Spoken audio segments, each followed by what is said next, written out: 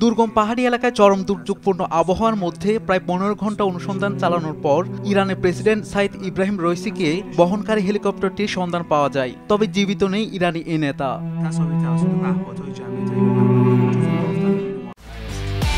একমাত্র ওয়ালটন এসি দিচ্ছে 1 বছরের রিপ্লেসমেন্ট গ্যারান্টি এবং কম্প্রেসরের 10 বছরের গ্যারান্টি।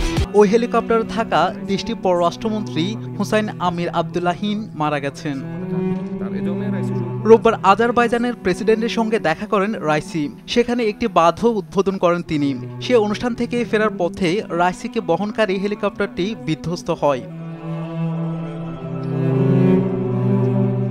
প্রেসিডেন্ট ইব্রাহিম রাইসির মৃত্যুর ঘটনায় শোকে পাথর হয়ে গেছে ইরানিরা। মৃত্যু সংবাদ শোনার সঙ্গে সঙ্গে কান্নার রোল পড়ে যায় ইরানের বাড়িতে বাড়িতে, গলি মহল্লায়।